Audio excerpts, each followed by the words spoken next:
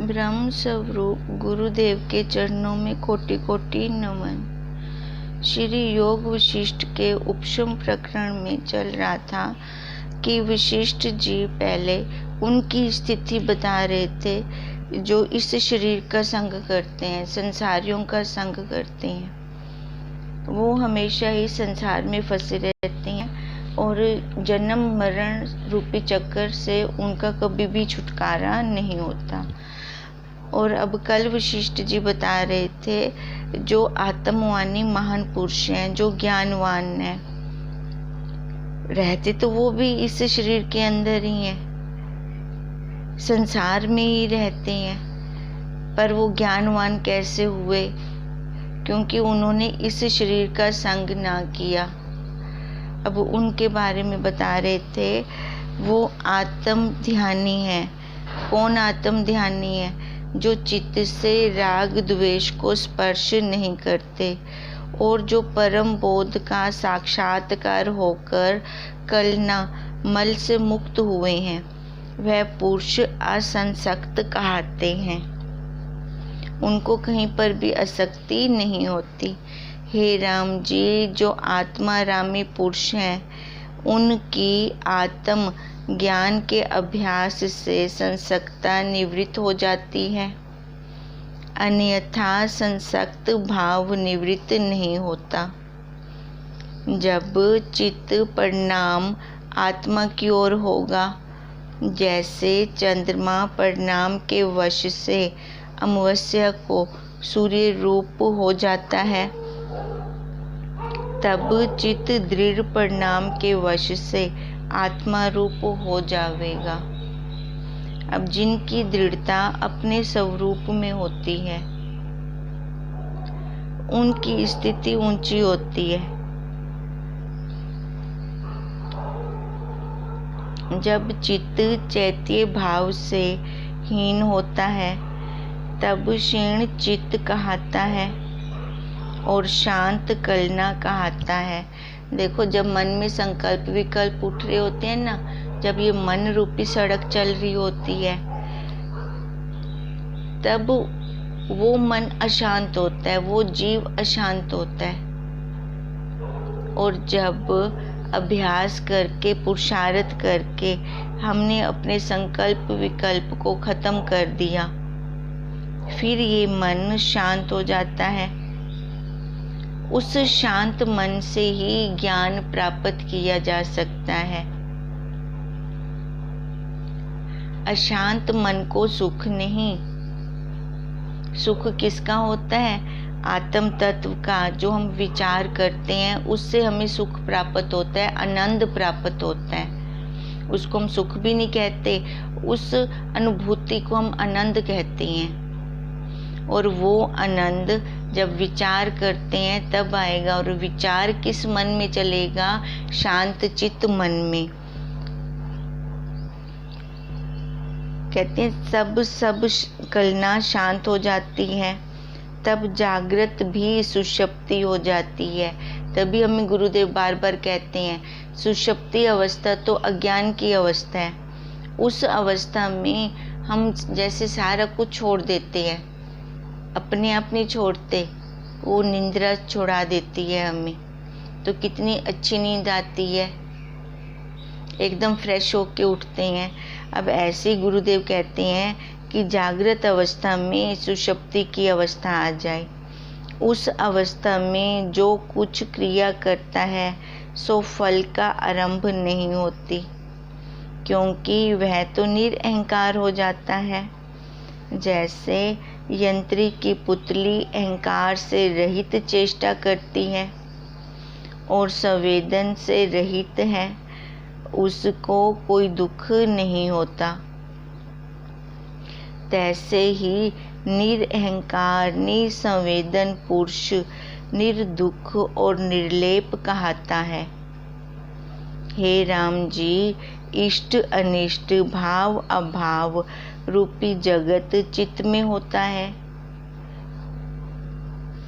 अब ये संसार कहाँ है? सारा वैसे देखा जाए तो संसार कहा किसको है? अब कह रही हैं ये संसार और कहीं बाहर नहीं है, संसार हमारे अंदर है, मन में है।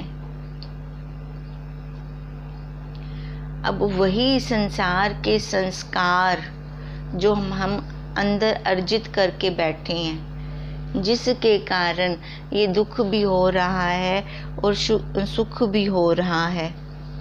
कहते हैं वो कहीं बाहर नहीं है, वो अपने अंदर है। इष्ट अनिष्ट भाव अभाव रूपी जगत चित्त में होता है। जब चित्त आत्म भाव को प्राप्त हुआ तब किस से किसको बंधन हो, तब तो सब आत्म तत्व होता है। जैसे नट सर्व स्वांग को धारता है और अपना अभिमान किसी से भी नहीं करता, तैसे ही सुषुप्ति बोध पुरुष जगत की क्रिया करता है और बंधवान नहीं होता।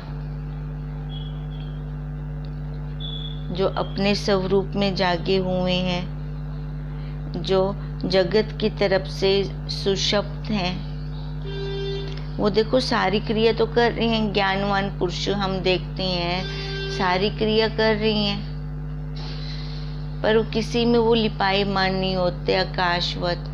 जैसे आकाश ने सबको अवकाश दे रखा है पर सबसे असंग है। अब ऐसे ही ज्ञानवान महापुरुष भी इस संसार में रहते हुए सबसे असंग है, सारी क्रिया कर्म करते हुए सबसे असंग है, किसी से भी बंधायवान नहीं होते। वही जीवन मुक्त है, जो सब क्रिया करते हुए जीते जी मुक्त हो गए वो।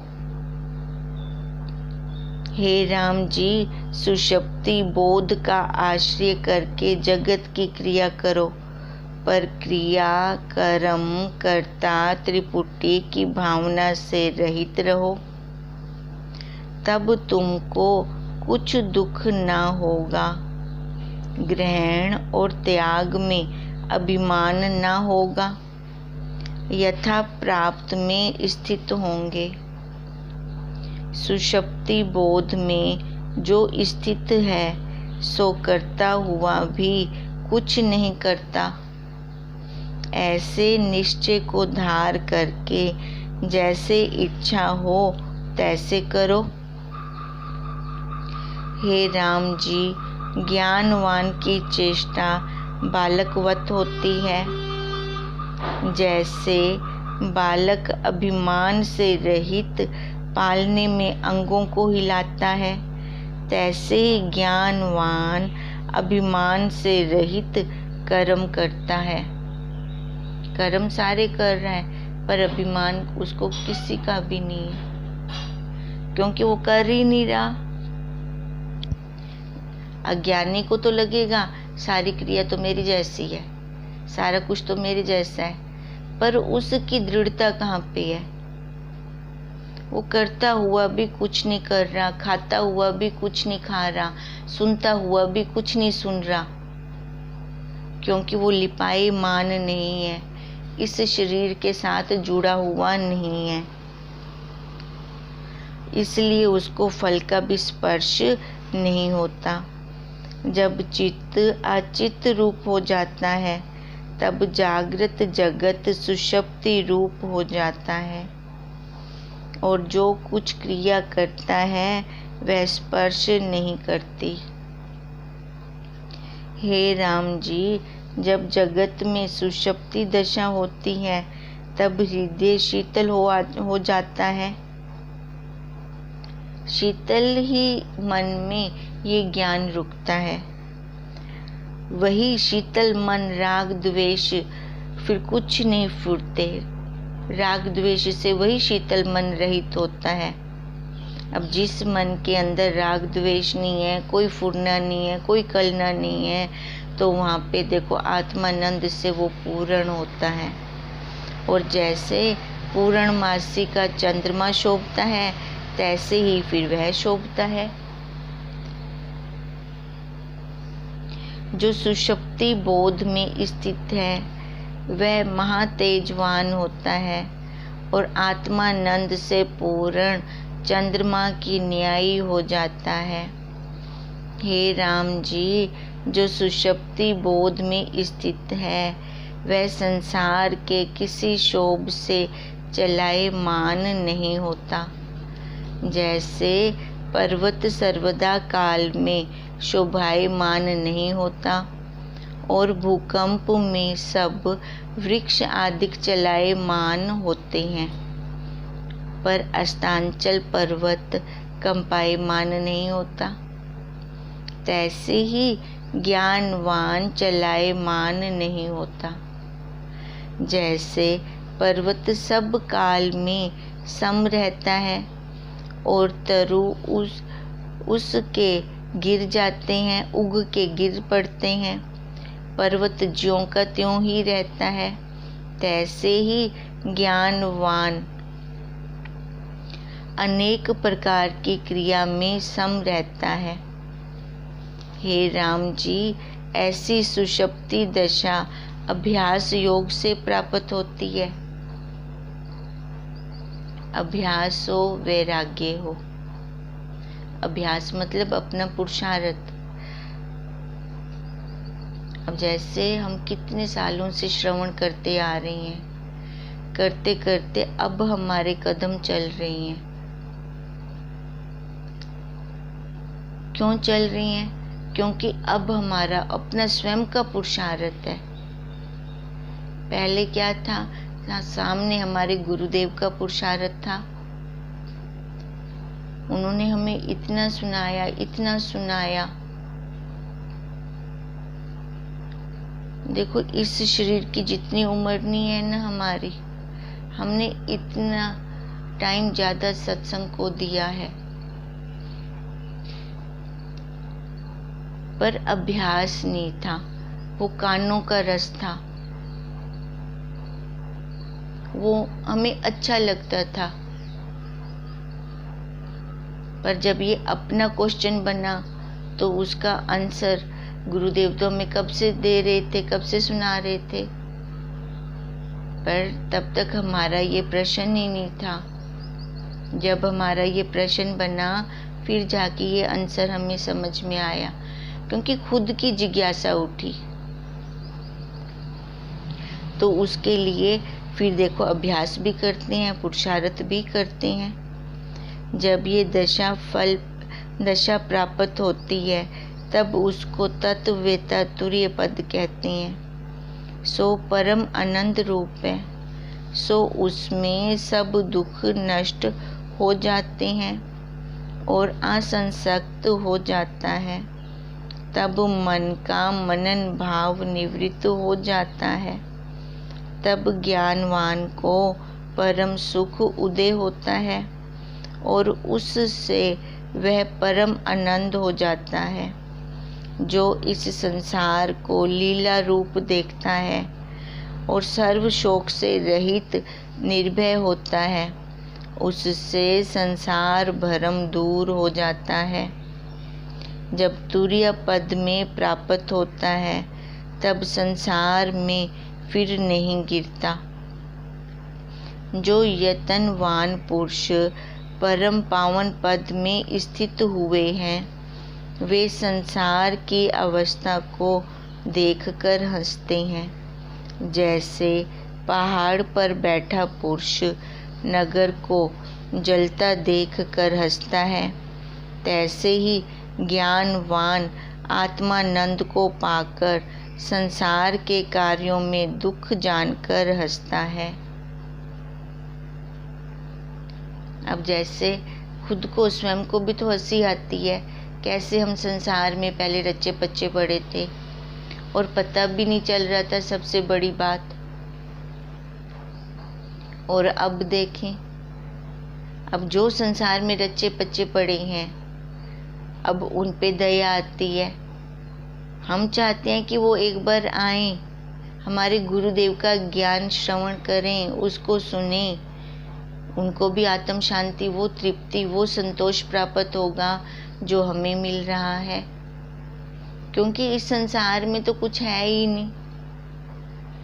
दुख दुख दुख के अलावा कुछ दूसरा है नहीं।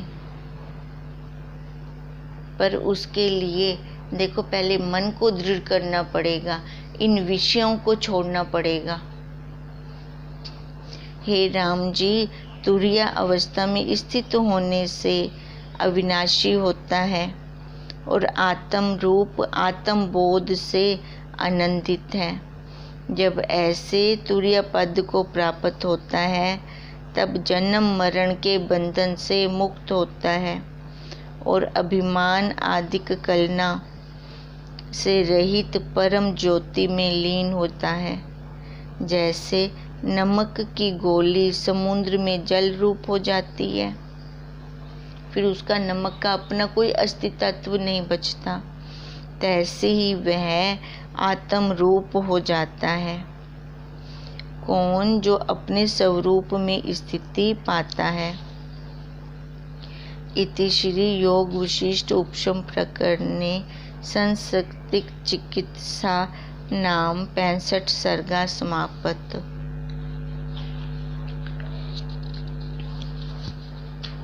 वशिष्ठ जी बोले, हे राम जी, जब तक तुरीय पद में स्थित रहता है तब तक केवल जीवन मुक्त होता है और इससे उपरांत विधेय मुक्त तुरीयातीत है। अब देखो तुरीय पद किसको कहते हैं और तुरीयातीत किसको कहते हैं। जीवन मुक्त को तुरीय पद कहते हैं। जीवन मुक्त किसको कहा?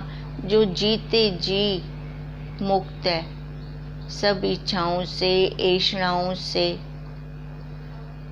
वासनाओं से, इस शरीर में होते हुए भी वो मुक्त है, क्योंकि उसने इस शरीर की पोल को देख लिया है, जान लिया है।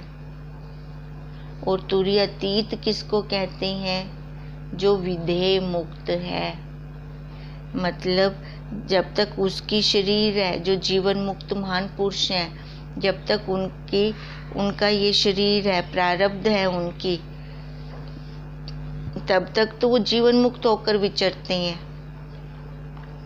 जब इस शरीर की प्रारब्ध खत्म हो गई तो फिर वो विधेय मुक्त होकर विचरते हैं, वो फिर विधेय मुक्त हैं, फिर उन्हीं को ही तुरीयातीत कहते हैं। सो वाणी का ये विषय नहीं, क्योंकि आगे उनका फिर दोबारा जन्म ही नहीं होता। जैसे आकाश को भुजा से कोई नहीं पकड़ सकता, तैसे ही तुरीयातीत वाणी का विषय नहीं, वहाँ पे बोल ही नहीं है कोई। अब जैसे नमक की पुतली पानी के अंदर गई, समुद्र में मिलने गई, समुद्र को मिलने गई, तो वो क्या वापस आई जो बताएगी कि समुद्र की गहराई कितनी है? जो एक बार उससे मिल गया तो फिर वो वापस ही नहीं आ सकता, वो बता ही नहीं सकता कि कैसा है। तभी कहा कि वो वाणी का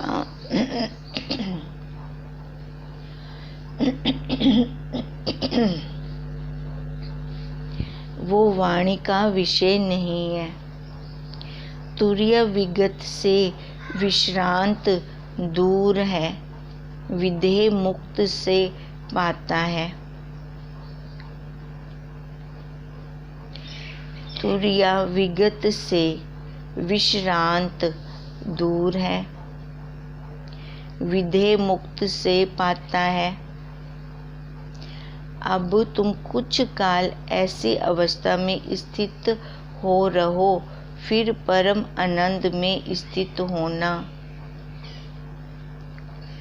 अब क्या कह रही हैं? तुरीय विगत से विश्रांत दूर है, विधेय मुक्त से पाता है। अब जो एक बार वही एकमेक हो गया तो उसके लिए लहर का कुछ अनुभव रहेगा। लहर क्या है और जल क्या है उसको कुछ नहीं पता चलेगा। दुख क्या है, सुख क्या है उसको कुछ पता नहीं चलेगा। उससे अलग होगा तब जाके उसको पता चलेगा। तब ये कह रही हैं जो तुरीय विगत से विश्रांत दूर है, जो अपनी अवस्था में अभी आए नहीं है, तो वहाँ पे शांति नहीं है।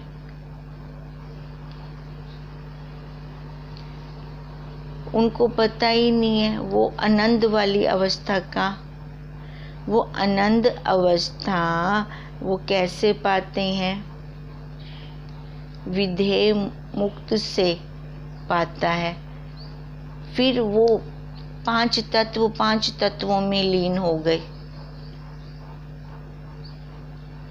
अब जब तक वो जीवन मुक्त है तो इस शरीर के अंदर है।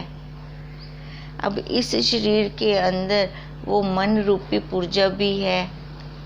यहाँ पे तो अभ्यास चलेगा, हमारा पुरुषार्थ चलेगा।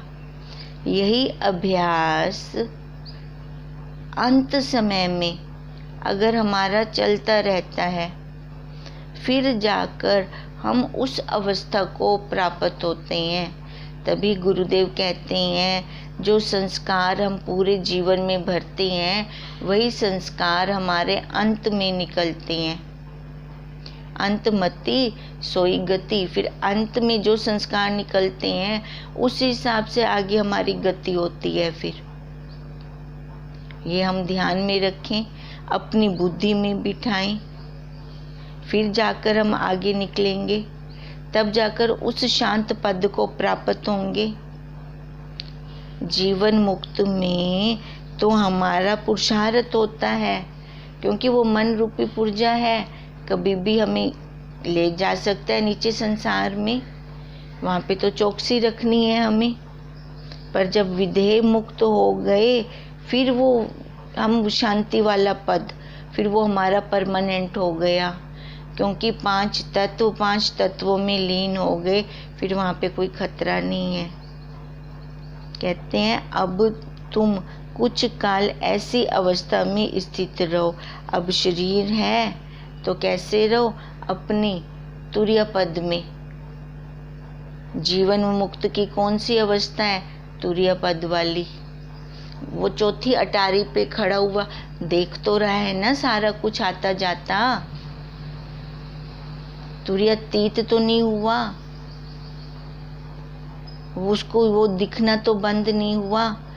तुरीय पद ऐसी अवस्था है कि चौथी अटारी पे खड़े होके वो सब को आते जाते देख रहा है। ये अवस्था भी बहुत मुश्किल से आती है, ये अवस्था भी बहुत अच्छी है। इस देह में रहते हुए सबको आते जाते देखें, इस देह के विकार को भी आते जाते देखें, सुख दुख को आते जाते देखें, परिस्थितियों को आते जाते देखें, उनके साथ मिले ना। अब वशिष्ठ जी यही कह रहे हैं राम जी को कि अब तुम भी कुछ काल तक इसी अवस्था में स्थित रहो। जब ये हम तुरीय पद में स्थित हो जाते हैं, इन सबको आते जाते देखते रहते हैं, तो भी कितना परम आनंद आता है, वो शांति आती है, वो तृप्ति आती है। फिर वही परम पद में स्थित होना। जैसे जैसे अभ्यास बढ़ता जाएगा वैसे वैसे स्थिति ऊंची होती जाएगी।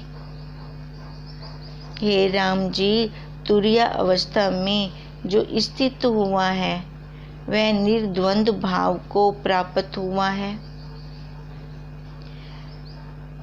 फिर उसके अंदर द्वंद ही नहीं है, क्योंकि वो मन को भी देख रहा है, बुद्धि को भी देख रहा है। द्वंद किसका होता है? लड़ाई कौन करता है आपस में? मन कहता है ऐसे करो, बुद्धि कहती है नहीं ऐसे नहीं करना, मैं शिष्य हूँ, मैं साधक हूँ, मेरे को ऐसे नहीं करना। यहाँ पे देखो द्वंद शुरू हो जाता है, दोनों की लड़ाई शुरू हो जाती है। पर जब दोनों को देखने वाले हो जाएंगे, मन को भी बुद्धि को भी, जब दोनों को देख रही हैं तो दोनों से मैं अलग हूँ, मैं वो साक्षी हूँ, मैं वो कुटस्थ हूँ। तभी कह रही हैं गुरुदेव कि वो फिर निर्द्वंद भाव को प्राप्त होता है, उसके अंदर कोई द्वंद ही नहीं चलता। जब तुम अद्वैत्व दृष्टि रूप सुषुप्ति अवस्था में स्थित होवोगे, तब जगत के कार्य भी करते रहोगे और सदा पूर्ण रहोगे। फिर कोई दुख नहीं है। भले हम सारी क्रिया करें, पूरा व्यवहार करें, पर हमारी स्थिति कहाँ है, हम खड़े कहाँ पर हैं? उस चौथी अटारी पर। चौथी अटारी पर खड़े होकर हम सारा कुछ कर रहे हैं, पर अपनी गली नहीं भूलते। फिर भी हम सदा पूर्ण तृप्त रहेंगे। तृप्ति कहाँ है? अपने स्वरूप की। और तुमको उदय अस्त का भाव कदाचित ना प्राप्त होगा।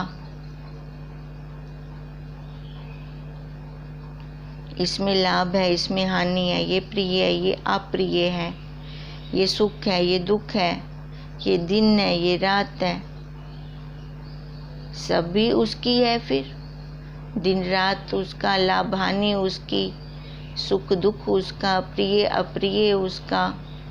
फिर तो हम देखने वाले बन गए। फिर जब हम देखने वाले बन जाते हैं तो हमारा कोई भाव ही नहीं पैदा होता। भाव पैदा होगा तभी तो उसको लय करने की जरूरत पड़ेगी। जैसे मूर्ति का लिखा चंद्रमा उदय अस्त को प्राप्त नहीं होता, अब ऐसे ही वो महान पुरुष स्थिति बन जाती है उस महान पुरुष की। किसी के साथ मिलता नहीं है, मिलेगा तभी तो बाहर निकलेगा, मिलेगा तभी तो उसको कष्ट होगा। वो बस देख रहा है, देख रहा है, खाता नहीं है कुछ भी। जैसे कहते हैं एक ही डाल पे दो पक्षी बैठे, एक देख रहा है, एक खा रहा है। जो खाता है ना वही भोगता है, जो देखता है वो भोगता नहीं। तैसे ही तू उदय अस्त भाव को ना प्राप्त होवोगे। कब? जब देखने वाले बन जाएंगे, फिर किसी भी भाव को प्राप्त नहीं होंगे। ओम ओम। वशिष्ठ जी इस 66 सर्गे में महापुरुष की स्थिति का वर्णन कर रही हैं कि उनकी स्थिति कैसी होती है, वो कहाँ स्थित करते हैं। जीते जी तो वो तुर्य पद में होते हैं, उनको जीवन मुक्त की उपाधि दी गई, और मरने के बाद वो विधेय मुक्त हो गए। उनका दोबारा उन्होंने कोई आकार ना लिया, कोई शरीर ना लिया, और वही उनकी अवस्था तुर्यातीत अवस्था है। हरि ओम तत्सत, हरि ओम तत्सत, हरि ओम तत्सत।